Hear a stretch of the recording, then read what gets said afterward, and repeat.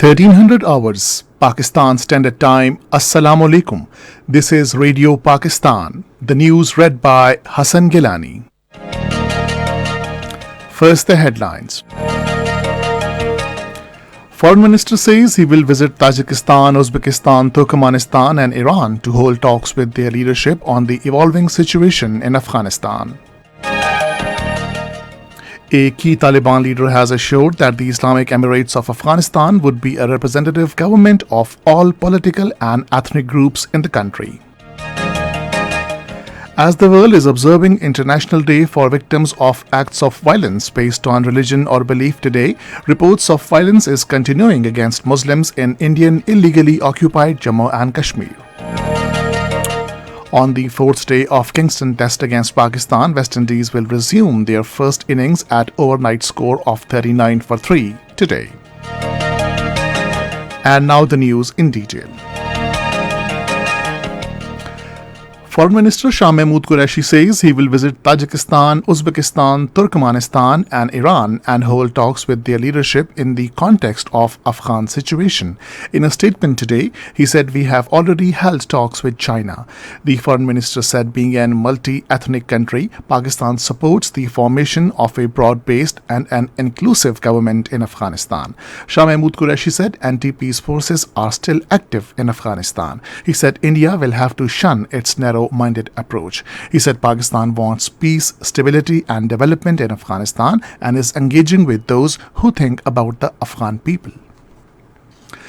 Taliban have assured that the Islamic Emirates of Afghanistan would be a representative government of all political groups and local communities.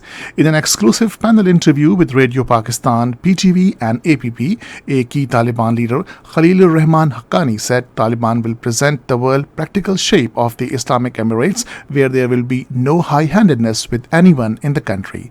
The Taliban senior leader said talks for formation of an inclusive government are underway with various leaders and representatives of different Afghan communities and they are pledging their allegiance to the Islamic Emirates. Extending general amnesty to former President Ashraf Ghani, his advisors and armed forces chiefs and all other, Haqqani said they forgive everyone from their end and now everyone should perform his duty and contribute his role for peace and progress of Afghanistan. He urged people not to flee the country and those who had already left should come back and contribute to the national development. As the world is observing International Day for Victims of Acts of Violence based on religion or belief, reports of violence against Muslims in Indian illegally occupied Jammu and Kashmir and in India continue to surface. A report released by Kashmir Media Service on International Day for Victims of Acts of Violence based on religion or belief said the fascist Modi-led India has become a dangerous place for Muslims. The report said Hindutva ideology is being promoted under the patronage of Modi in India and Hindutva forces led by RSS are hell-bent on to purge India of Muslims. It said Hindutva extremist is an important source of violence against Muslims in contemporary India.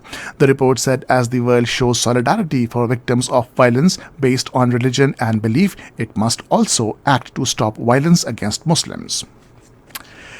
In Indian illegally occupied Jammu and Kashmir, All Parties Hurriyat Conference and other Hurriyat organizations continue to condemn the nefarious designs of India to enforce a ban on the Hurriyat Committee and other pre-freedom organizations, believing in peaceful political solutions of Kashmir dispute as guaranteed by the UN Security Council resolutions.